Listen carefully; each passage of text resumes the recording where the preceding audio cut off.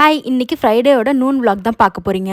Previous day கீரை சமைக்கலாம் அப்படி சொல்லிட்டு வாங்கி வச்சேன். ஆனால் அன்றைக்கி வந்து பண்ணலை. அதனால சரி இன்றைக்கி சமைச்சிடலாம் அப்படின்னு சொல்லிட்டு கீரை கடைஞ்சிட்டு அதுக்கப்புறம் சிக்கன் வாங்கியிருக்கேன். அதை வச்சு சிக்கன் கிரேவி இது ரெண்டுமே தான் செய்ய போகிறேன். இந்த கீரையில் நான் இலை தண்டு இதெல்லாமே சேர்த்து நான் கட் பண்ணி தான் போட்டேன். இலை பிக்கிறதுக்கு எனக்கு டைம் இல்லாததுனால எனக்கு சுத்தமாக இந்த கீரையை பிக்கிற வேலை பிடிக்கவே பிடிக்காது. யாராவது என் கூட இருந்தாங்க ஹெல்ப்புக்கு அப்படின்னா அவங்ககிட்ட நான் கொடுத்துருவேன். எங்கள் மாமி இருக்கும்போது அவங்க இலையெல்லாம் பிச்சு அந்த தண்டை மட்டும் தனியாக எடுத்து வைப்பாங்க. அந்த தண்டை மட்டும் கட் பண்ணி பருப்பு குழம்புல போட்டு சாம்பார் மாதிரி வைப்பாங்க. அது சூப்பராக இருக்கும்.